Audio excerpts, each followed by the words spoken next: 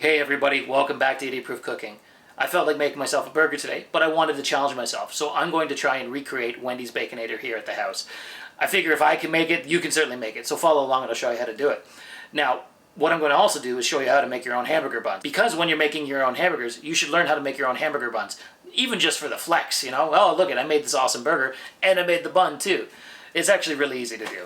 So, without any further ado, let's get into it. I'll show you how to make the Baconator.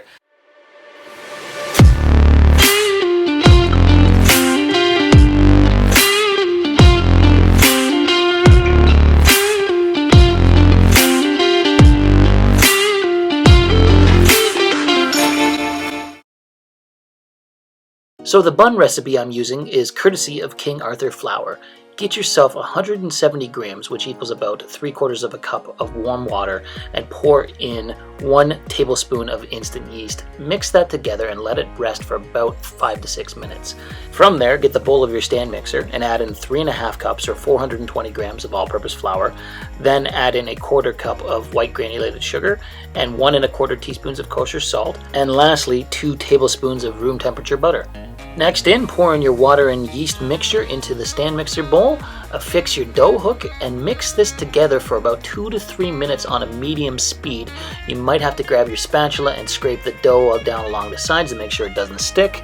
After about 2, you know what, hold on a moment, I forgot an ingredient. Add in 1 egg. Crack that egg and put it in.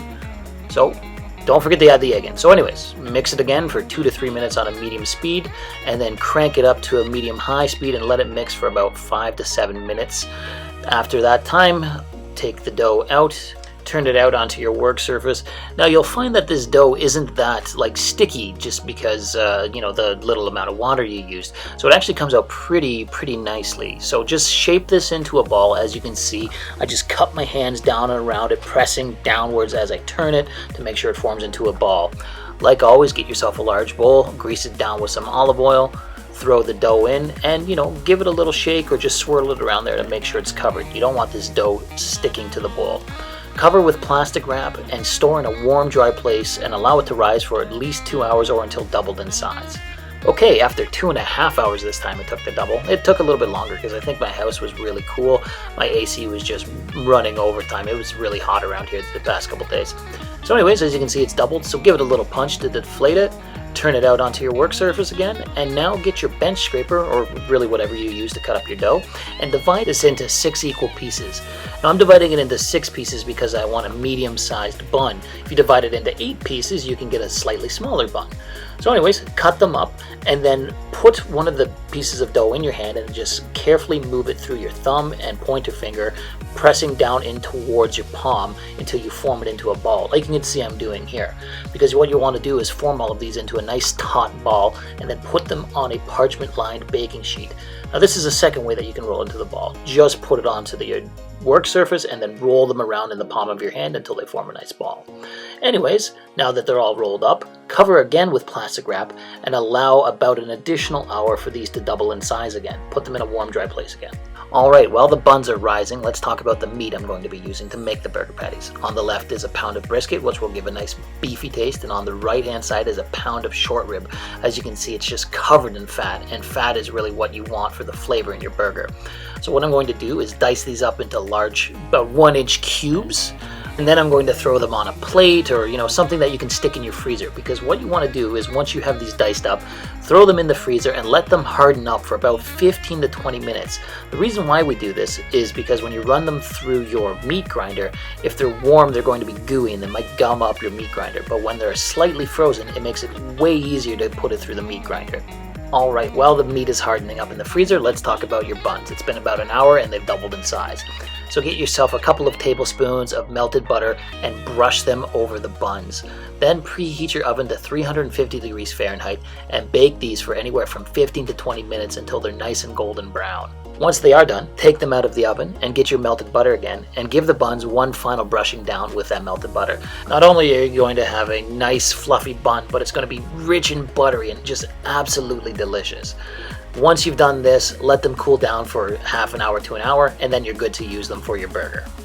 And speaking of the burger, now that your meat cubes have been frozen for about 15 to 20 minutes, get your meat grinder out and grind these cubes into a nice ground beef.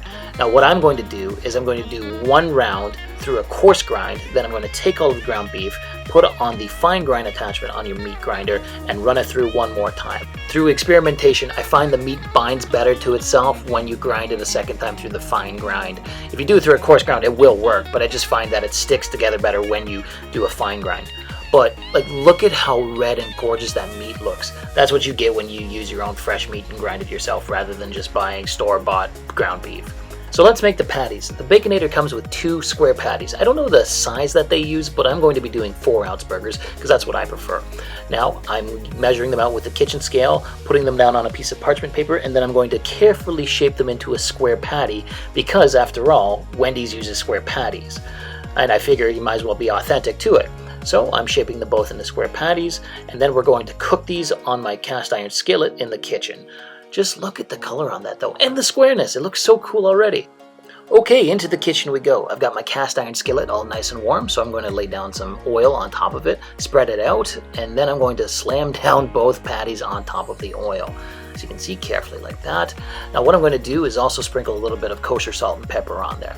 Now I've taken a page out of Sam the Cooking Guy's playbook and I've mixed a bunch of kosher salt and ground black pepper together just so for ease of use that it's always right there. So thank you, Sam the Cooking Guy, for that idea. It really is brilliant. Up next, we're going to toast the buns for a little bit of color. I made a burger in a previous episode and I took some heat for forgetting to toast my buns. Throw a little bit of butter on there, then throw it on the skillet as well. You just want to toast these a little bit, a couple of minutes just to get some color. Give your patties a flip when they're mostly cooked through on the one side, and then start laying your cheese on top. Once you flip it, you're always supposed to throw the cheese on once you flip it. So I'm using 2 slices of American cheese on both patties. Now, as you can see, my buns are nice and toasted, just for that little color and a little bit of crispiness. So cook your patties for a couple of minutes until the cheese melts. Get your scraper, pull them off, and let's get ready to assemble this burger. Up first is the bun. Like I said, toasted for a little bit of color and a little bit of crunch. It's going to be delicious. First square patty down, and then 3 strips of bacon. Now I cooked this separately. I didn't film it. I didn't figure you needed me to show you how to cook bacon. You can cook it however you want. It's bacon after all. Like, I think you know how to cook bacon at this point in time. So 3 strips, then another patty with cheese, and then an additional 3 strips of bacon for a total of 6 strips total. My God, here we go. Then the very few condiments that are on this burger. A little bit of mayonnaise and a little bit of ketchup. Now I'm using Japanese mayo. I've said in previous videos I love Japanese mayo. And like I said, a little bit of ketchup. Put your bun on top and there you go. You have yourself a Baconator. Let's give this thing a little close-up. Do a little pirouette. I'll give you a little side-by-side of each side of it because this thing is just absolutely gorgeous. Look at this thing. This looks way better than the ones you buy at Wendy's. It's just absolutely gorgeous looking. Let's try this out. I gotta have a taste test of this. I don't think I can eat it all, so I'm gonna cut it in half and try half of it. Okay, let's try this out here. I can't. It's just, that's a lot of bacon, cheese, and beef. But holy crap, is it good. It tastes way better than what you'd buy at Wendy's. Like, it tastes like a Baconator. It literally tastes like a Baconator, but better because it's fresher and it's not using ingredients that have been just sitting around in a warming tray for hours. Holy shit, is that ever good. I can't believe I was able to make this. I can't believe I pulled it off. I'm so excited that this worked out. This was super easy to make. It took a bit of prep work, but I made a Baconator. And if I can make one, you can make one. It was not that hard. But, like always, that's the end of the episode. I hope you like what you saw here today. If you did, drop me a comment, like the video, or subscribe to the channel. We'll catch you again soon on 80 Proof Cooking. Thanks for watching.